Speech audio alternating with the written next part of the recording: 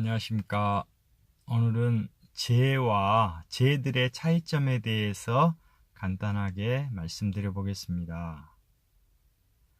죄는 우리 안에 사람의 육체 안에 거하는 하나의 인격이라고 한다면, 죄들은 이 인격으로 말미암아서 우리가 격동되어 우리가 반응하여 지은 하나하나의 범죄들을 말하고 있는 것입니다.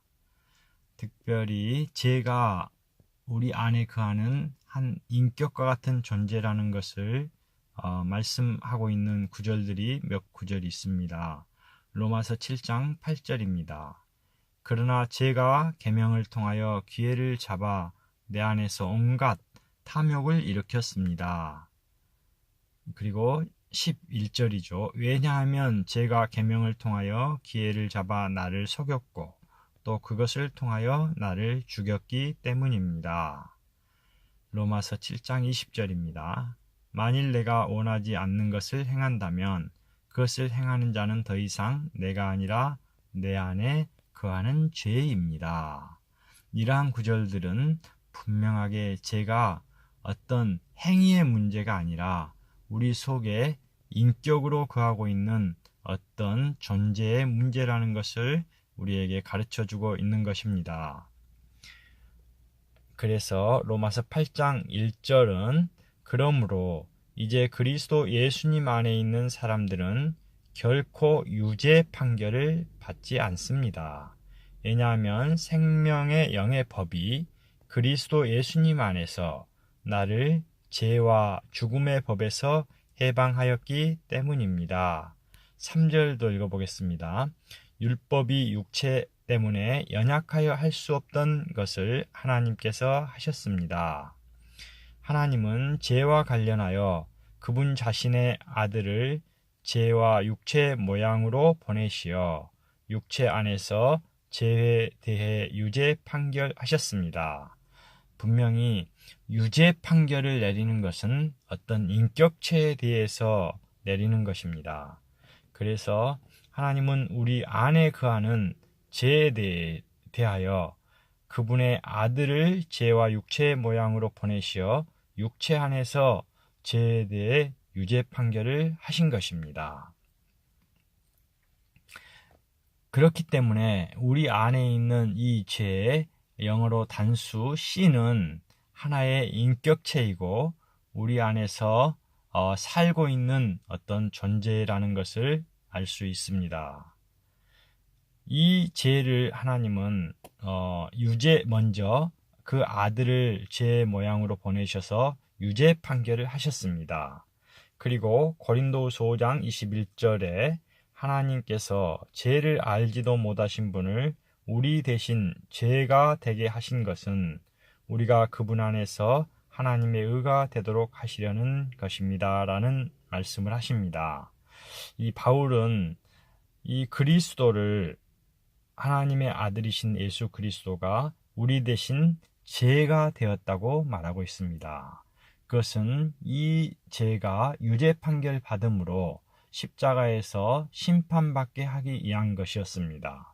예수 그리스도의 십자가의 죽으심은 이 죄를 끝내기 위한 하나의 심판이었던 것입니다. 그리고 이제 다른 방면 죄들에 대해서도 한번 보겠습니다.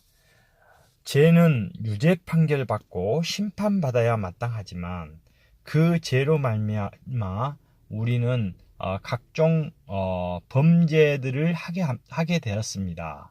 그래서 나라는 이 존재는 내 속에 있는 내가 아닌 어떤 죄 때문에 범죄하게 되고 그리고 마음으로 또는 행동으로 이러한 죄들을 짓게 된 것입니다. 요한 1서 1장 8절에서 이렇게 말하죠. 만일 우리가 죄가 없다고 말한다면 여기에서 죄는 단수의 죄입니다. 우리 속에 한 죄의 인격이 살고 있는 거죠. 그것이 없다고 말한다면 자신을 속이는 것이고 또 진리가 우리 안에 있지 않은 것입니다.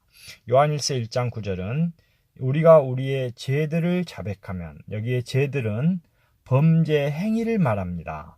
이것들을 자백하면 하나님은 신실하고 의로우셔서 우리 죄들을 용서하시고 모든 불의에서 우리를 깨끗하게 하실 것입니다. 라고 말합니다. 예수 그리스도께서 십자가에서 흘리신 이 피의 값으로 말미암아 하나님은 우리의 모든 죄들을 용서하신다는 것을 말씀해 주고 있는 것입니다. 그리고 그 피는 모든 불의에서 우리를 깨끗하게 해 주시는 것입니다. 다시 한번 말씀드린다면 우리 안에 있는 이 사탄과 연관되어 있는 죄의 인격은 용서받을 수 없는 것입니다. 이것은 유죄 판결받고 심판받아야 하는 것입니다.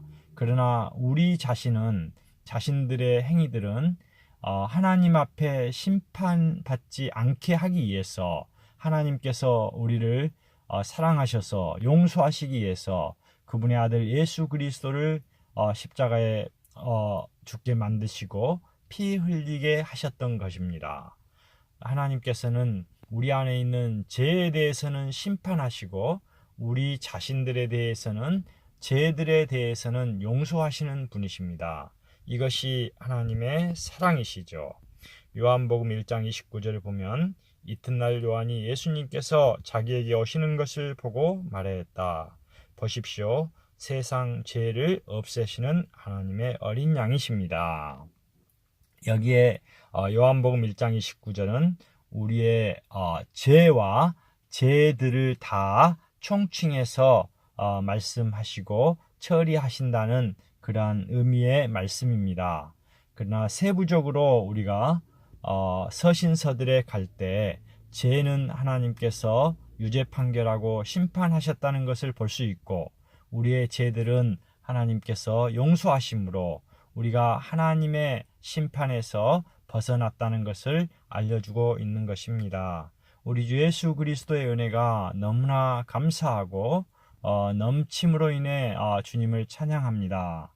하나님의 사랑이 우리를 사랑하심으로 아들 예수 그리스도를 보내셔서 십자가에 못 박게 하신 것을 인해 감사하고 찬양합니다. 아멘.